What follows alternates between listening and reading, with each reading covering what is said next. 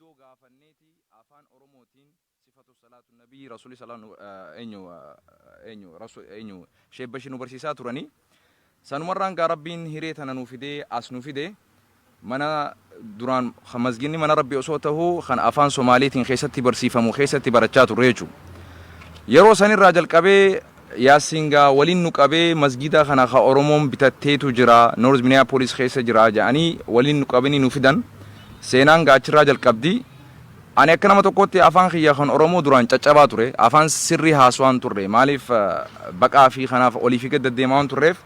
bakki ani eenyummaa kiyya oromoo kiyya guutuu ta'uu kiyyaa itti bare eegaan muslima ta'uu kiyya bare booda mana kana bakki afaan oromoo kiyya qubeen itti qaceele sirnaan afaan oromoo dubbatuun itti qaceele mana kana jechuudha. Ana qofaa miti fakkaataa kiyya nama 30 ol nama 40 ol nama akka kiyyaatu masgida kana keessatti oomishame kan tafsiiraa fi hadiisaa fi akkasumatti gartee akhlaaqaa fi aadaa fi safullee bakki itti barre osoo haadhaa fi abbaan keenya jiranii osoo manni barnootaa jiru osoo manni barnootaa jadiidaa fi bilaalii fi kunuundi kabiyya baranne osoo jiru bakki keessatti gartee dargagummaa fi eenyummaa keenya keessatti itti sheeb godhame asi manni keessatti fuune asi manni kuni onnee oromoo muslimtoota hunda keessa jira. Dur as buluu turre innaa masgida kana gartee jaalachuu keessa ganda kana ganda hamaa ja'anii osoo sodaatanii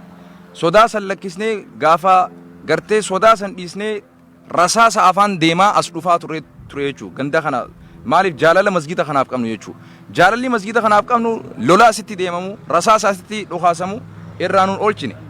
dhugaa namni keenyallee kaasetti dhoomelleen osoo jiraatu jechuudha. Haa ta'uu gaa arraan tana galteen tun nutti galtee hawaasni keenya bakka jirtanii keessattuu warri Jarman warri gartee waraqaa hin qabne warri UK waraqaa hin qabne halkan idaa bilbiltanii waan qabdaniin yuuroo waan qabdaniin yuuroo 20 yuuroo 50 yuuroo 20 yuuroo 3 masgida kana bira dhaabbanna jettanii keessattuu warri garaa nu nyaattan maqaa rabbiitiin guyyaa arraan tanaa halkan 22tiif deemna arramoo 20 takkaan olu jirra. Hiree teessan tabaqattanii biyya namaa jirtan ta alaamana hin qabne ta waraqaa hin qabne san rabbiin gubatiinsa masgida kanaatiif dirmannaa isin gootan rabbiin tanaan dirmannaa isinii godhee dirmannaa isin dirmattaniif rabbiin hiree teessan isinii bareechee bakka jirtan sanitti alaamana rabbii isinii haa tolchu isiniin jenna. Achumaan itti aansuudhaan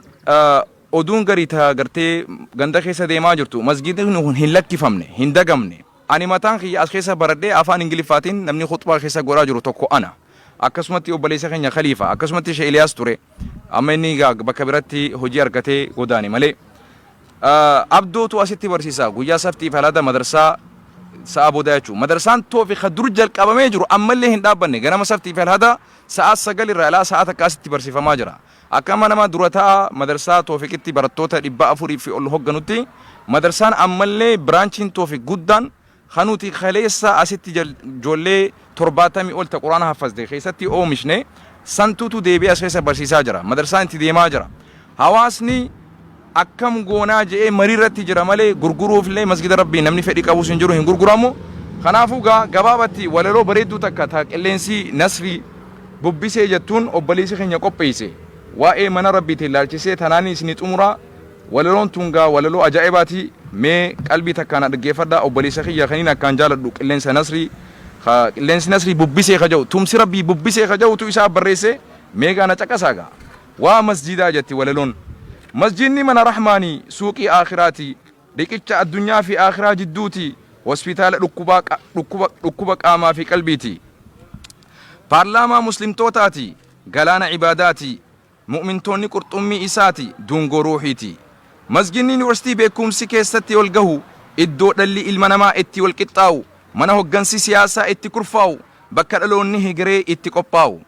Masjidni isa seenuun ibaadaadha keessa taa'uun milkiidha isa ijaaruun jannata galuudha isa kabajuun guddachuudha isa gatuun salphachuudha. Masjidni lugni ol seene gootoomee gadi bahe doqni ol gale arjoomee gadi bahe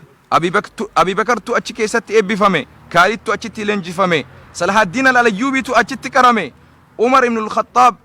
isaatu achitti qalame. Masjidni gaaddisa ruuhiiti qabbana qaamaati buufata mu'mintootaati soorata qalbiiti asheeta gabroota rabbiiti. Masjidni maallaqa isatti bahe bakka gaaritti bahe namni isa ijaare jannata keessatti mana ijaarate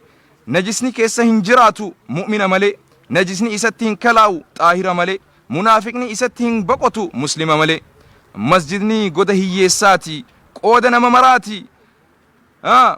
booda jiruu namaati masjidni keessatti tufuun haraama keessatti bituu fi gurguruulleen haraama keessatti walloluun haraama keessatti iyyuun haraama masjidni mana nabi Muhammad keessa rafee sallallahu alayhi wasallam waraana isaa keessaa baasee Kisraa fi Qeesar kufe isaan risaalaa samii nutti dhufe barakallahu fiikum ulfaadhaa galatooma miidiyaan OBN Oromoo Media Network akkasumatti TV Islaamaa Oromiyaa Islamic Television OMN hundi keessanuu ulfaadhaa sagalee ukkaamamtee sagalee ta'uu keessaniif bakka jirtanitti nageenu jiraadha barakallahu fiikum wassalaamu alaykum warahmatullahi wabarakatuh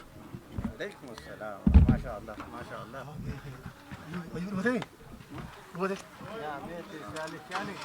keessa waraabadhaa dagatinaa شالي واجد شوف إلى شمطان محمد رسول الله